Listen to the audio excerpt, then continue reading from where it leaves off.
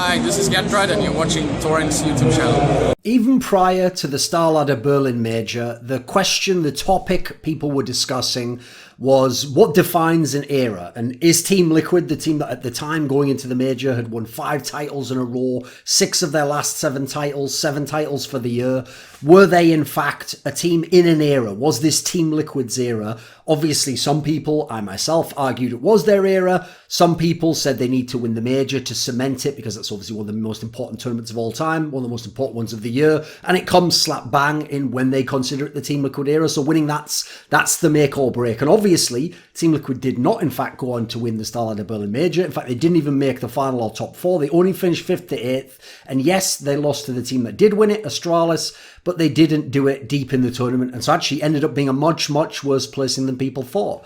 So let's ask this question. What is an era? Let's start there, right? An era is something which basically we roughly know what it means. We colloquially use the term, but there are no set rules. It hasn't actually been defined by anyone. I know myself because I'm the one who coined the term in CSGO, and that was mainly just off feel. Like obviously Nip had an era. They were so dominant. Very games, they had the chance at one, didn't happen. Fnatic 2015 was godlike. Of course they had an era. Luminosity SK, they won those majors, so it felt like they did. Astralis then afterwards with Glaive failed to have one. You obviously later had, previously had the Fnatic who won the 6 tournaments in a row, but did they have one? I say no.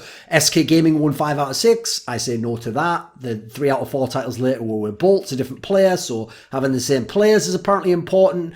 There's all these different factors that go into it. Now, the reason why the term era or the concept, the term is useful is because before we didn't have anything in Counter-Strike. Like, obviously, we don't have like a normal season in a Super Bowl, a World Championship, a Grand Slam, like some competitions out there. So you have to decide qualitatively between the teams who's the best team. And so the point of this concept was in the past, we used to just have team of the year. So SK Gaming was the team of the year for 2003. You had SK Gaming for 2005 by winning back-to-back majors. You have Na'Vi for 2010. You had MTW for 2008. You had Fnatic for 2009.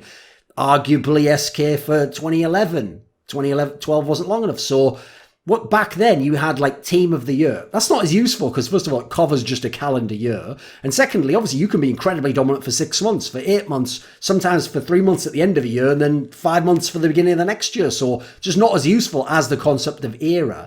So one of the issues is that once you start to restrict the criteria and be very strict with how you apply it, you will find that actually some of the teams with eras are way more impressive in some categories and way less in others. And some of them actually don't look even like they deserve an era, but then have their other factors that mean that they do. So let's start here. If we're going to define an era, first things first, rule number 1 for me is going to be, it's going to be the same 5 players. You can't add a player. You can't make a player change. You can't use a guy as a stand-in for a bunch of events. I think it should have to be the same 5 players all the time. So there we go. It's a lineup, not a team or an org.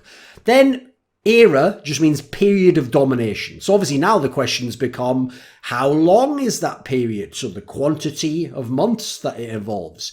Is there a minimum? Should there be one? Yeah, we can look at that. When we rate these teams, you'll start to see where we just come down on that.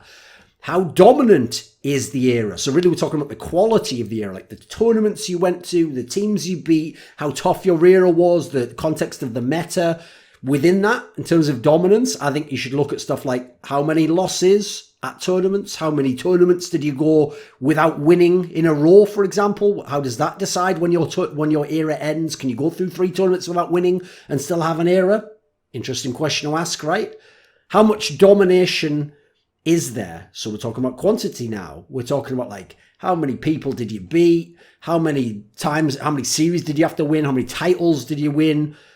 Big deal, right? Do you have to win a major? Because it's the most important title in the game. No one can argue that. So do you need one to have an era? Or can you not have an era if you didn't win one? There's obviously a very interesting asterisk I've got for that one.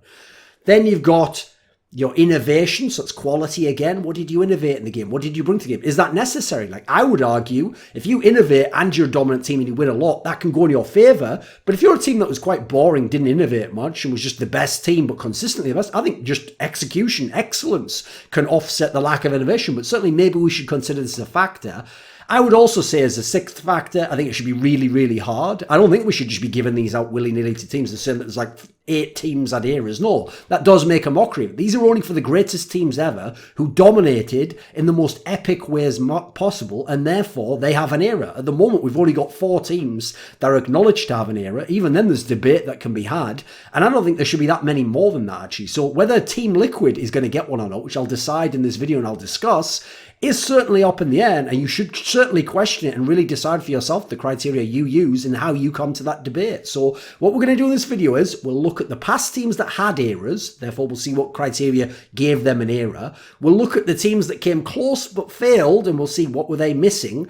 Then we'll look at whether Team Liquid has one by contrasting them against all these teams, and we'll come to some hard conclusion at the end. Only a hard conclusion in terms of my subjective analysis.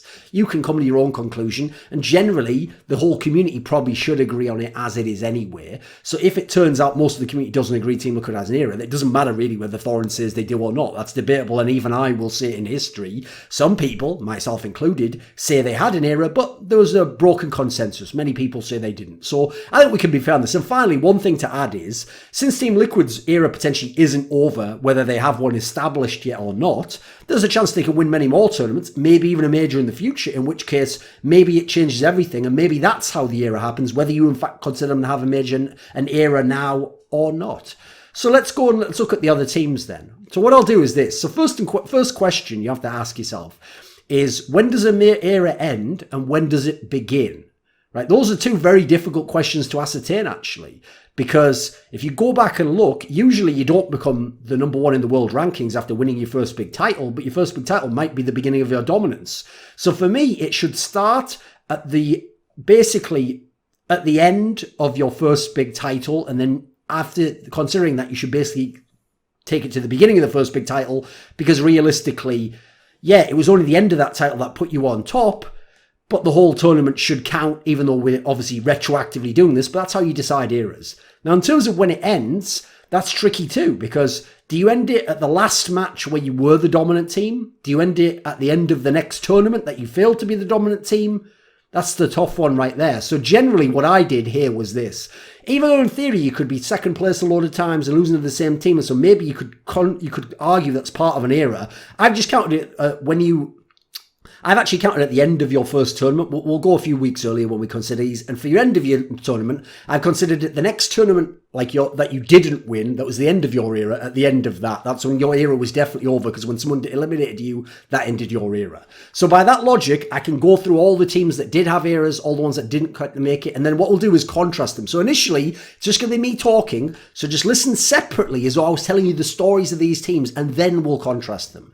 So obviously, the first era was the first ever great team, in fact, the first team to win a big CSGO tournament. It was Ninjas in Pyjamas, and it lasted from basically latter part of September of 2012 through to just before the middle of October 2013. So over a year, we're talking here. Over this time span, this is where it gets difficult, because again, do we count every title? For this purpose, I've just counted every title, and I've counted them all as though they were equal, but obviously all tournaments aren't equal. And by the way, this is mainly a video so I can tell you the story and characterize these teams. I might actually do a written article where I go into the minutiae of trying to decide which tournament shouldn't count as much, or ranking tournament strength, and then maybe we can also use that to determine more precisely who has an era and doesn't. So NiP in total, with all tournaments counted, won 17 LAN titles during that time span. The reason I ended that time span then is the time span begins at the beginning of CSGO, and it ends, although technically I didn't count actually one of their titles, which is the Steel Series Go title, which is only Swedish teams, but I guess that should count. So 17 titles, and the problem I have with that is it ends when after that NiP didn't win for months and months, and now it was Very Games winning the titles, and then NiP didn't get back on top again until Copenhagen Games in 2014. So, of the 17 titles, the problem is a bunch of them shouldn't be counted for very good reasons. Like the Steel Series Go tournament was just Swedish teams. It was the first ever tournament. There was no international play at the time. I don't think that should count alongside like majors that other teams have. The Swedish Masters is a LAN that they played only against Swedish teams. Now listen, those were good teams back then, but that's not the same as winning like ESL Pro League Season 9 like Team Liquid did against all sorts of teams from around the world. Tournaments like Thor Open, Northcon, some of the best teams like Very Games didn't attend all these tournaments. Some of the other squads there were just a mixed bag. So of the 17 titles, you could literally eliminate, we're talking 5, maybe more, maybe 5 to 8 that were like smaller. Most of them don't contrast well against latter day teams because of how big tournaments are now, how big the formats are. But okay, 17 titles. They didn't win any majors because this time span, there hadn't been any majors yet. By the time that the first major was won by Fnatic, Very Games was already the number 1 team in the world. NIP wasn't anymore. So 0 majors for the NIP team that has an era. They made 2 finals aside from the titles that they won. So they made 19 finals total. They had 2 top 4s outside of these finals. So that makes 21 total top 4s. Amazing, amazing stuff. Number of titles, amazing. Number of finals, amazing. Top 4s, amazing. Their best streak of titles won in a row was 10 in a row, which is obviously incredible. That's actually a record to this day. And that was from the beginning of CSGO. Again, not the best tournaments, but still a crazy title and number. They won 24 series in a row. Again, many of these against lesser squads, but 24 in a row, which is a record. Incredible. And in terms of innovation, right, sure, it was fairly minimal because the game only began, but they were the ones who showed us how to play CSGO. And they were successful without a dominant AWP. Fiflarum was their AWP often, sometimes Forest occasionally. So incredible. I will add in though, they also played for most of this initial period when we only had 5 maps in the pool and we didn't always have 8 maps, 7 maps, 6 maps. So they also played with a weaker map pool, weaker opposition, and less money in the scene. There was many factors you can go against them. So the main knock on NIP and their era is there was no major, but they still get an era, and they had shit tier competition contrasted against the other teams.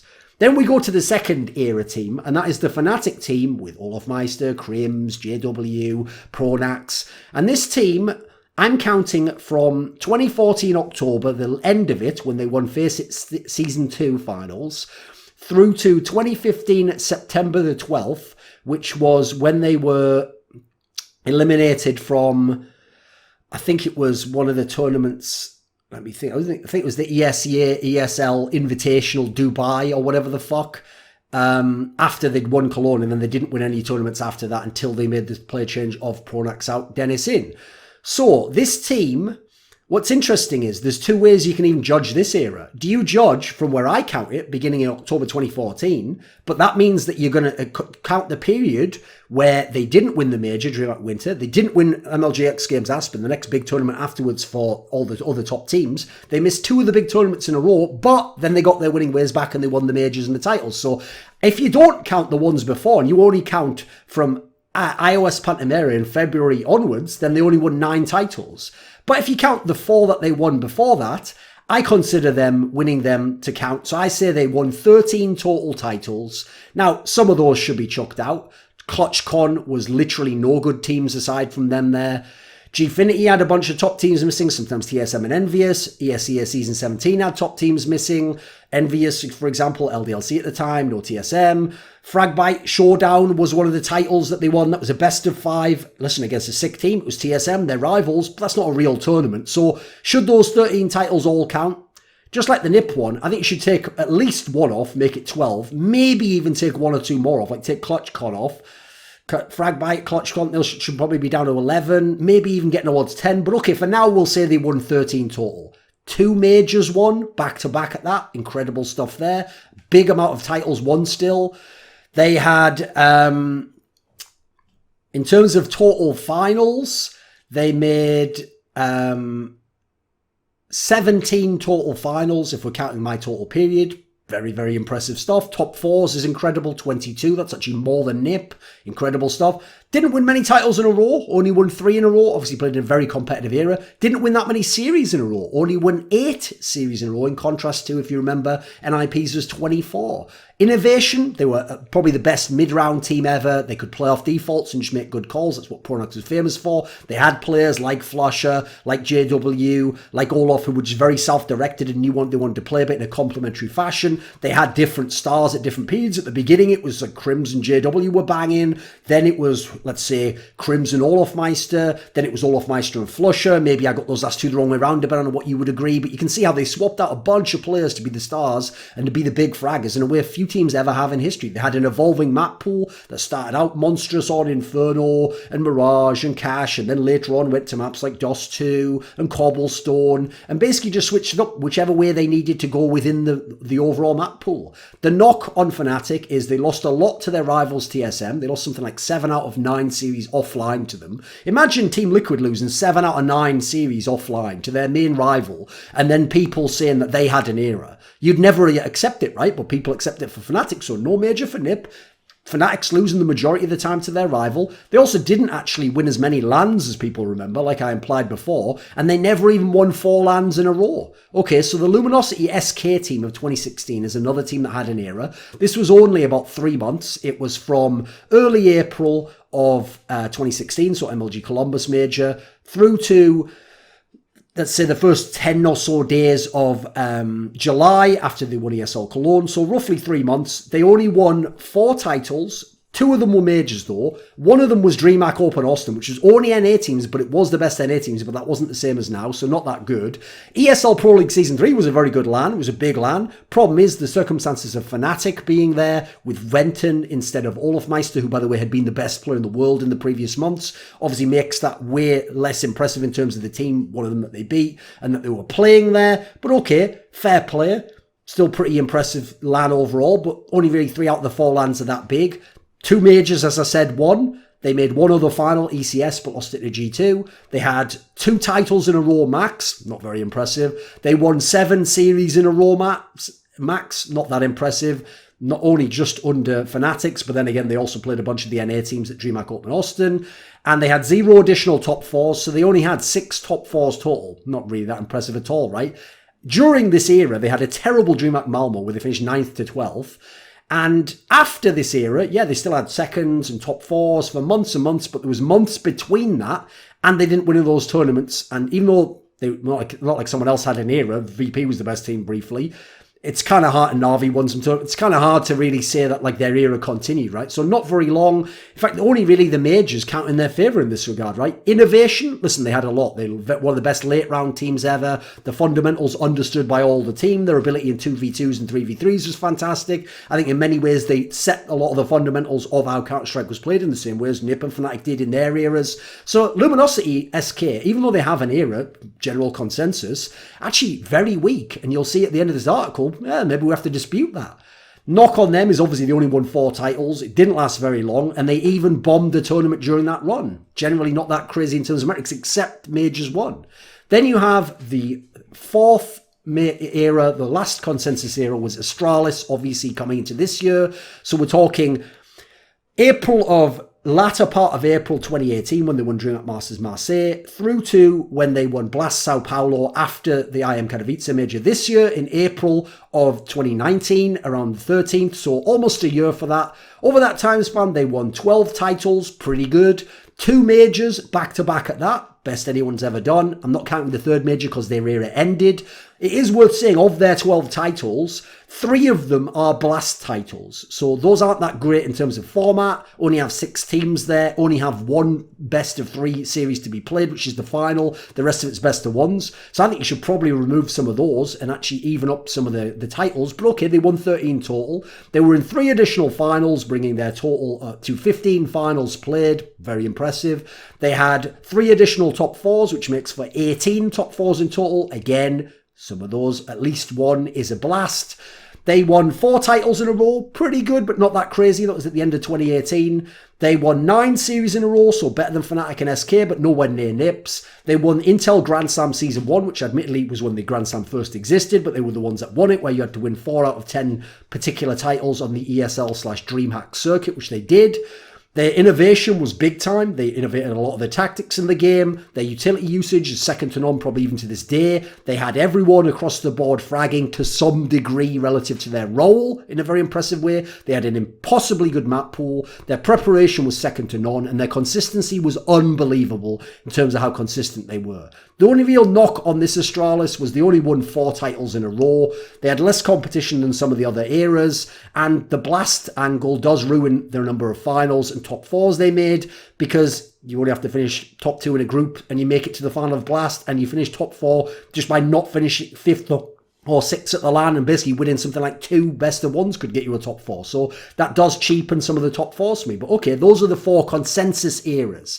So now what we'll do is look at the 5 teams that failed to have an era, then Team Liquid, and then contrast them. So in terms of unsuccessful eras, we'll go back in time and go chronologically. Very Games 2013. So this was a team where from just before the middle of October 2013 through to the middle of March 2014, which is when the EMS won Katowice, the second major, finished, they were the dominant team. They were the number 1 team. And so for roughly 5 months, they won 4 titles, pretty legit titles at that. Sure, one of them was the MSI Beat It tournament that had an online qualifier into the LAN finals, but NiP was in the online qualifier and lost to them. So NiP could have been there, but just wasn't.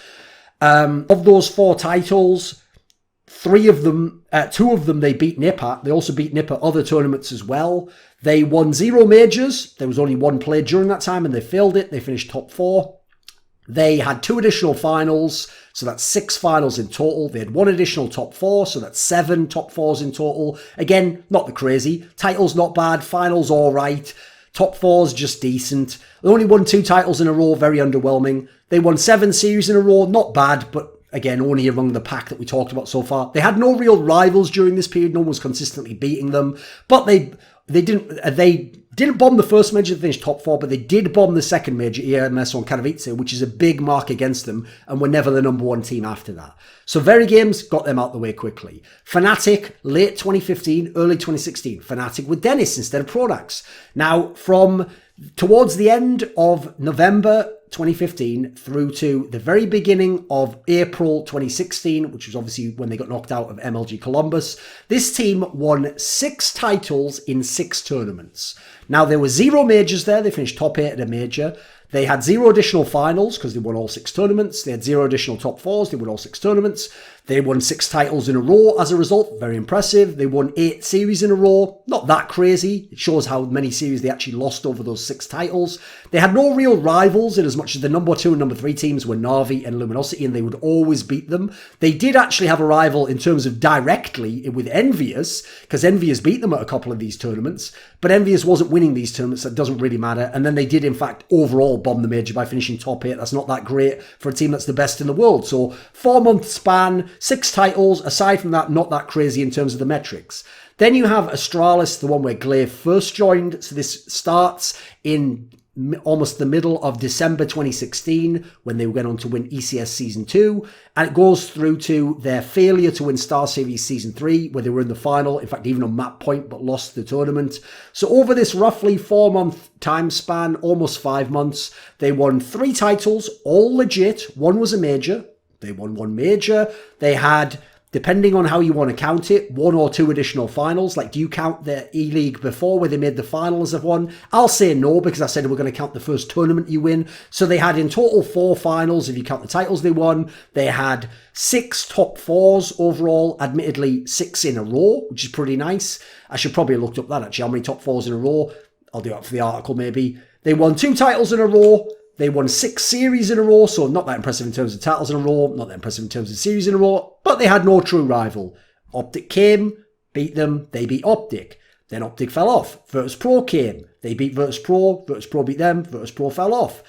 FaZe came along, they beat FaZe. FaZe finally did beat them, but then FaZe kept beating them, so they weren't even really true rivals overall in that sense, and then SKG beat them most of the time anyway. So, as a result, good. Not that long though, not quite enough title, not quite enough across the board of the metrics. We have 2 more here before we jump to Team Liquid. SK Gaming Summer 2017. So from the latter part of April 2017 to the latter part of July, when they got knocked out in the quarterfinals of PGL Krakow, the major, they won 5 titles. Problem is, one of them was at CS Summit without all the other top teams in the world. One of them was at DreamHack Open Summer, which lacked the majority of the top teams in the world. So 2 of the 5 titles are fairly crap, which brings you down to 3 titles in terms of legit. Not really that impressive. 0 major titles. You went to 1 major, you came top 8 there. 0 extra finals. They just have the 5 finals.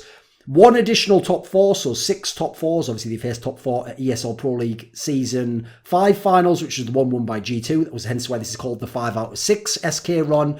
They got 3 titles in a row at one point in time. They had 8 series in a row, so actually not as crazy in terms of series one because the EPL one came like smack bang in the middle pretty much. They were in dominant form. Only G2 could beat them. Dominance was pretty high up there during this time span. Last team, problem is though, less than 3 months, just under 3 months for time span and no major. The last team that failed an era is FaZe Clan. From late 2017, so we're talking middle part of September 2017 through to the latter part of March 2018 when they lost the V4 Future Festival at top 4 and therefore the era just ended and they hadn't won a title in months. Over this time span, 6 months, we're talking 3 titles won, not that crazy. 0 majors, but they did make the final of a major. That counts as something. They had 4 finals in total, additional to the other 3, which means that they made 7 finals in total. Yeah, I think I got that wrong slightly. 7 finals in total. I'm going to have to edit that on the fucking sheet. I'll remember that. I've got a brain. 7 finals in total. They had 3 additional top 4s, which means they had 9 top 4s. That's pretty impressive, actually. They only won 2 titles in a row, not that crazy there, and they only won 5 series in a row, one of the worst of anyone on this list, and hence they aren't considered to have had an era. Now, here are Team Liquid stats, and then let's get into this motherfucker. So Team Liquid, from the 5th of May 2019, when they won IM Sydney, around then, through to when they got eliminated in the quarterfinals of Starladder Berlin by Astralis, which is the 6th of September 2019, so 4 months we're talking here. Over that time span, they won 6 titles, pretty fucking good. 0 majors, only finished top 8, not very good there. They have 1 additional final, so 7 finals in total. Yeah, not bad. They have 0 additional top 4s, 7 total top 4s, isn't that crazy? They won 5 titles in a row, that's very impressive if you've been listening. They won 22 series, best of 3 or best of 5 in a row, that is incredible. Second only to NiP and far ahead of many of the others. They won the Intel Grand Slam Season 2 in record time at that, 4 in a row, and in fact 5 Grand Slam events in a row. That's amazing. Innovation, okay, it was different because it wasn't something as tangible. It was mainly that all their players can top frag, that's absolutely the case, and they have more that can frag heavily at the same time than any star-studded team in history. They have a map pool that's very, very strong. They don't need as much utility as the other teams, despite coming after the era of Astralis when everyone was focusing on utility, and indeed facing Astralis, and they blended some of the features of past teams, like some good utility, some of the good fragging of FaZe or NiP, and then you've got some of the late game skills and ability to win out clutches of SK. Like, there's a lot going on there. The main knock is no major, not really that long, only 4 months. People will claim they had weak opposition, no Astralis. Actually, most of this time period when Astralis was competing against them, yeah, some teams hadn't done roster moves, but that applies to many teams. NiP at the beginning of the game when they had weaker opposition. You could say Astralis last year, some of those teams should have made moves. Sometimes people said the opposition was weak. The second and third teams, Team Liquid and Na'Vi, were they as good as the Virtus Pros TSMs of 2015? I don't know if I'd say they were. I would probably agree with many people that it was a slightly weaker era. So, if we take all of that, one factor that I pointed out earlier that I was previously considering as a factor for eras is whether you would do the defining factor. Like, even if you lost a tournament, if the team that beat you went on to win it, and hence it was only about them beating you, it was really that you lost was a bigger story than them winning. That should actually count into your era, in my opinion, but that's more of an intangible. So obviously that helps the fuck out of Luminosity and SK. Who cares that they lost DreamHack Malmo, right? It's them losing that mattered. NiP winning didn't make NiP number 1. Obviously, later on, they lost ECS, but that was G2 beating Luminosity. Luminosity was the best team and went on to win the major right after. It helps Fnatic team, obviously, because Fnatic, obviously, on a number of occasions lost, but it was more about them losing. Very rarely did anyone else have a real chance to take number 1, although LDLC and TSM did at one point in time. Astralis 2016, it helps them. You can go back to the Optic one before. You can look at the one they didn't win DreamHack Masters, Vegas, because VP beat them and won it. You can look at them not winning Star Series. That's why it's tenuous. I think for Team Liquid, you can add it in. Obviously, Vitality beating them at Summit was about Vitality beating them, not Vitality being better than them. Then go back, obviously, to the major. Astralis beating them was the big deal. Many consider that the real final of the tournament. Astralis obviously went on to win the major. So let's ask this, let's contrast, and then we'll ask, does Team Liquid have a major? So here's what we'll do. I've ranked all these teams, and remember, for FaZe, I'm going to have to add another final. But we can do that. We've got science on our side, boys. So here's what we'll do. We'll look at them each we'll start over here. So in terms of majors, obviously winning a major is a big deal, right? I've also put here, I can tell you all the teams. These are all the teams that succeeded, failed, and then Team Liquid. So if we look, tied for first place, because that's how many majors they won during their eras, is Astralis with 2, not the most recent one. There's Fnatic with 2. There's Luminosity and SK with 2. They're all tied for first. After that, you have Astralis 2016 who failed to get an era but won a major. Then everyone else didn't win a major. So NiP didn't win a major, FaZe, Team Liquid, Very Games, SK 2017, Fnatic 2016. But despite Astralis winning a major in 2017, they don't have an era, but NiP does. Everyone on the top 4, 3 of them have eras. Then NiP, who's tied for last out of this list, has an era as well. So obviously just winning majors doesn't count alone, right? You don't have to win a major. That's what NiP's scenario says. But I would say generally, you can see here, NiP is the exception that proves the rule. You probably do have to win an era, win a major to win an era. But why does NiP get an era despite not having one? Because every other metric, they blow out the motherfucking water and are first or tied for first or second. So you'll see they have the exception that to some degree proves the rule you probably do need a major, but because of what they did elsewhere. So then let's continue in that same fashion and look elsewhere, shall we? So here's Finals 1. And remember, I'm going to have to edit phases here. So I'm going to put phase up to where Team Liquid is. So NiP had 19 finals, which is incredible, and had an era. Fnatic had 17 finals and had an era. Astralis had 15 finals and an era. Team Liquid have had 7, and we have yet to determine whether they have an era. FaZe should have 7 as well, so they're tied for 4th. Then you have Very Games and Fnatic 2016, who would be tied for 6th, and they have 6 finals each. You have Luminosity SK, who has an era, who only has 5 finals. You have SK 2017, 5 finals, no era. And you have Astralis 2016, 4 finals, no era. So we can see again, the rule generally says you should have made a lot of finals. Based on this, I mean, like we can tell at least 10, right, based on the past teams. But let's say minimum, you have to have 7 or more. So in this scenario, Luminosity only has 5 finals, but just as NiP was the exception that proved the rule with majors, they're the exception that proves the rule in terms of finals. They have 5, but they have other factors, 2 majors elsewhere, that make them still a winner. And even though that might be the one factor, that's the helping them like a motherfucker, right? So maybe that's the one that helps it. So maybe you do have to have a certain amount of finals. Let's say 10 or more, 7 or more, depending on whether you're going to say Astralis has, Team Liquid has one. Then we'll go to top 4s, because obviously if you don't win, you don't make the final. Top 4 is the next best placing, right? Now it's worth considering, NiP had some shit tournaments and Astralis had a bunch of blasts, but okay.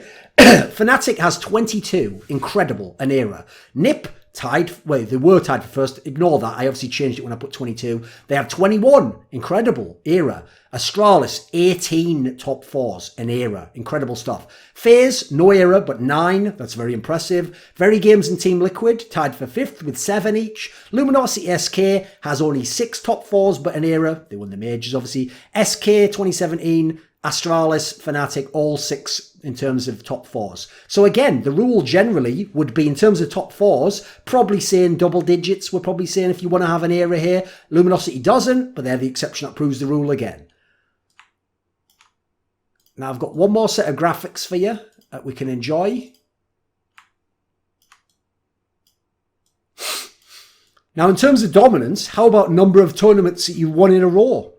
NiP won 10 in a row. Fnatic won 6 in a row. Obviously, NiP has an era. This is Fnatic 2016, and they don't have an era. Team Liquid has won 5 in a row, and some people would say they don't have an era. Astralis won 4 in a row, did have an era. Fnatic with Pronax won 3 in a row, did have an era. SK 2017 won 3 in a row, no era. Luminosity SK won only 2 in a row, but got an era. Very Games had 2 in a row. Astralis 2016, 2 in a row. FaZe Clan 2 in a row.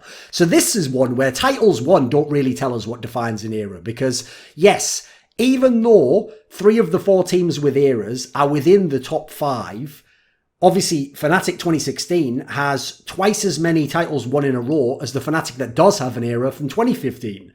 Team Liquid's won 5 titles in a row. Some people dispute whether they should have. So generally, actually, for titles in a row, it's not really that indicative of whether you have an era or not, because obviously you could win 4 titles, lose a final, 4 titles, lose a final, 4 titles, lose a final. You'd be an incredibly dominant team, but you'd only won 4 in a row. So would that make Team Liquid better than you? Maybe not, and maybe not more dominant either. But we can see generally, Team Liquid scores very well on this particular one, actually. And as usual, most of the era teams do. Although, as usual, SK is not doing that well.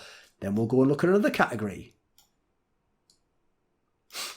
So here we have best of 3/best of 5 series 1 in a row. So NIP blows the doors off. They have 24 and they have an era. Team Liquid has 22, more than double the Astralis team that had their era last year coming in this year. That's incredible. Astralis, 9 series in a row, they have an era. Fnatic 2015, 8 series in a row. Then you have 2 teams tied with Fnatic though. You have SK 2017, no era. You have Fnatic 2016, no era. Very Games and Luminosity SK have 7 best of 3/best of 5, 1 in a row. No era for Very Games, era for LG/SK. Astralis 2016 won 6, still pretty impressive. FaZe only won 5, which is amazing, but it also shows that despite overall having pretty impressive run, they didn't get that much in a streak actually, because obviously they weren't as good a team, right? So again, is there a factor here that says you should have won a certain amount? Basically, you should probably have won 8 series or more in a row based on this, just because the top 3 did. But Luminosity SK didn't. But then again, they're only 1 behind Fnatic, and even then Fnatic's tied with the others. So the key thing here is Team Liquid scores very, very favourably in this particular metric. Now let's look at my last one from what I remember. Yes. Length of your dominance in months. So NIP had 12 months and an era. Astralis had 11 months and an era. Fnatic had 10 months and an era. FaZe Clan had 6, no era. Very Games 5, no era. Team Liquid 4, no era so far. Fnatic 2016, 4, no era. Astralis 2016, 4, no era. Luminosity/SK 3, but an era. SK Gaming 2017, approximately 3 months. So, first of all, LG again become the exception that proved the rule, but that's happening a bit too often, isn't it? How many times they don't make the grade, but just get an era anyway when they're way below others. The top 3 are all the teams with the eras because they had the longest dominance. That's NiP, Astralis, Fnatic, which is pretty reasonable, right? Team Liquid's not bad up there. They've got 4, but that's still quite far from 10. Obviously, it's 2.5 times less. I don't even know if that's actually correct. Whatever. Who gives a fuck? It's 2.5 times 4 is 10. There we go. Now, what's the cutoff is the question, because it's not like FaZe not having enough months is what cost them. If they won all the tournaments in their months, they'd have had an era. So I would personally say, yeah, I think 4 is about the minimum you should have, even though SK has 1 on 3. I think probably 5 or 6 is more reasonable, so maybe Team Liquid needs more in this particular regard. So here's what we'll do. Does Team Liquid have an era? I'll run through all those factors. In terms of titles, they're doing fine, right? What was it they had again? They had 6 titles won, which put them 4th out of all these teams. Now, sure, Astralis won twice that. Yeah, maybe in titles they're lacking a few still. But if Luminosity SK is allowed to have an era, they won more titles than them. So they're doing fine in terms of titles, but not quite that good. They still have work to do there if they want to definitely be in place. In terms of majors won, they're not doing good at all. They won 0. Now, NiP didn't win a major, but NiP had everything else going for them. Everyone else won a major, and Luminosity SK winning 2 majors is what basically got them that scenario. So not good in terms of majors won and not even placed very well at the majors. In terms of finals made, okay, they made 7, which only puts them behind 3 era teams. But the era team first ahead of them is Astralis with 15, and they only have 7. So listen, 7 finals is good, but it's not 15. Now, it's better than SK, sure, but SK has majors. So they're doing all right in terms of finals, but not great again. In terms of top 4s, wasn't that long a time period, so their 7 top 4s aren't that crazy compared to Fnatic's 22, NiP's 21, Astralis is 18, even FaZe is 9. So they're not doing well enough in terms of top 4s. They need to do a lot more of those. In terms of titles in a row, 1, that's very good. They're 3rd, they have 5. Fnatic 2016 has 6, but doesn't have an era. NiP has 10, but does, and there's 3 teams with eras below Team Liquid. They're doing very well in that regard. They're doing amazing in terms of Series 1, because they won 22, which is 2nd all time, and they've won more than double ahead of Astralis and Fnatic, who actually have eras, almost 3 times what Fnatic has in terms of Series 1 in a row. That's incredible. So amazing in that regard. And then in terms of length of dominance, yeah, it's not that great, is it? It's middle of the pack, and there's teams with double, more than double, who were ahead of them. So I would say overall, they're not doing that well in that sense. So realistically, they're doing amazing in terms of Series 1, very dominant in that sense. They're doing good in terms of Titles 1, good in that sense. They're doing fine in terms of titles and finals, but not amazing, not enough to definitely make yourself an era team. And they did badly in terms of number of majors won, number of top fours overall, and length of dominance. So 1 amazing, 1 good, 2 fine, 3 bad. That makes you borderline, in my opinion. Like, that's a borderline era. Listen, it's not just raw numbers. Like I said, you've got to consider they had bigger tournaments, better tournaments, amazing opposition to play against, contrasted with the nip of the early days, or Fnatic, where some top teams didn't attend tournaments, or Astralis last year, where they even skipped the tournament like ESL New York and went to win a freebie at Blast Pro Series Istanbul. The numbers alone don't count for everything. And as I said, I'll probably do a written article where I try and actually dive into being harsh even with the numbers and make them a more realistic one and then contrast them. So I would say Team Liquid is borderline. Let's put it this way. They are better, if you look at every factor overall, than any non-era team, except at majors where Luminosity and SK get them. But aside from majors, they're better than Luminosity SK, a team who has an era in every metric pretty much. So I would say on the angle of how many series they won, how many titles in a row, how many total titles, I think actually they're up there. You could argue they have an era. The question for me is, do you keep SK's era? I don't necessarily mind SK having an era because they won the 2 majors. That is an incredible reason to be an exception to the rule. But if they get to have an era, I feel like Team Liquid should get an era, and there should be 5 eras overall. If you don't want Team Liquid to have an era, and you're willing to be a bit harsher than me, because I'm borderline on this, I wouldn't necessarily be against taking away Luminosity and SK's era if Team Liquid doesn't get an era, because all they did is win the 2 majors. And yeah, they were an exception that proved the rule in terms of winning majors, but then they had to be like that on everything else, right? Because basically, NiP was the exception that proved the rule in terms of not having a major. All Luminosity SK had was the majors, and that's what gave them an era. So, I don't know. That one's a bit more questionable for me. Now, obviously, it's not over. Team Liquid could win more tournaments. They could just continue their era. They could establish it and win a bunch more, and it would be beyond question, right? Well, Team Liquid's going to be at ESL New York. Let's see if they can continue their era there. What's more, if you want to see them against Astralis and Astralis battling to make a new era, well, Astralis is going to be there as well. Astralis has just won a major. They didn't lose a playoff series when they were there. You go beyond that, you can watch Team Liquid players play along, by the way, with NRG players in the cash show match at ESL New York. This video was kindly supported by stayfungg, Patrick Ribeiro, Alice the Alchemist, Dean Tanglis, Alexander Rao, Blunt Smoking Anus Destroyer, Dane Cuskley, JDubs, Chi Mao, NateDOhDoubleG, OllieJ, Tobias Bernasconi, Who the Fuck is Viathan? Special thanks, as always, goes out to Jerky's Minion. Would you like to suggest a topic or a guest for my content? Maybe you want to ask me a question in my monthly video AMA. Do you want teasers for my upcoming content, who the guests are going to be? Maybe you even want to take part in an online esports discussion with yours truly. Well, then put your money where your mouth is and join the Scrilluminati today. The Patreon link is in the description box below.